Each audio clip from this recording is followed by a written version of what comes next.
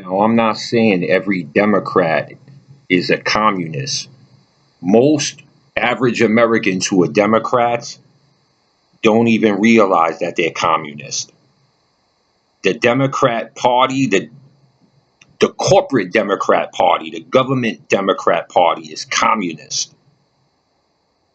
Zoran Mondani, one thing I respect about him, even though I despise the guy, is that he openly admits that he's a communist.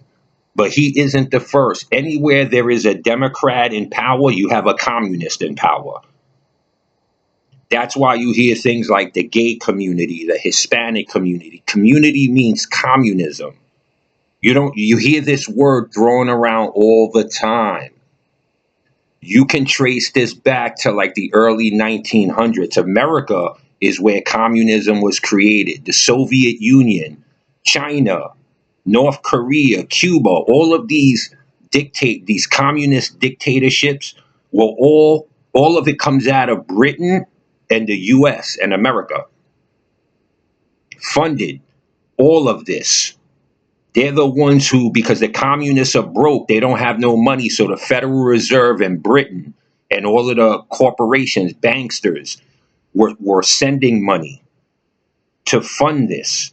This is what the whole ball game is in the world, is to turn the world into just one communist concentration camp where the vampires live off of you.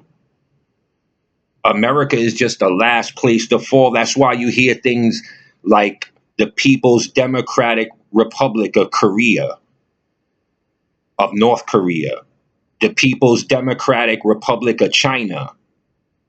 It was the People's Democratic Republic of the Soviet Union.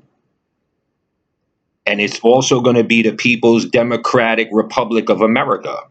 America is a communist nation.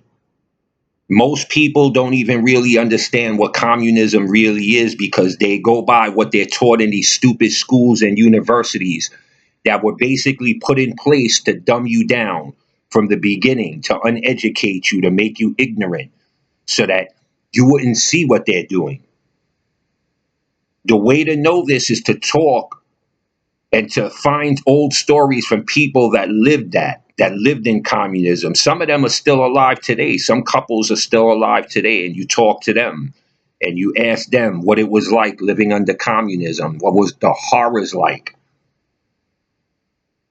And it's sad because you have most Americans today are communists. Most Americans today most admit that they're communist and want socialism, communism.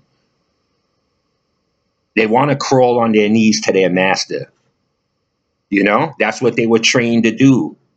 They can't think for themselves. They're like Christmas tree lights. Some of them don't work, and the ones that do work are not too bright.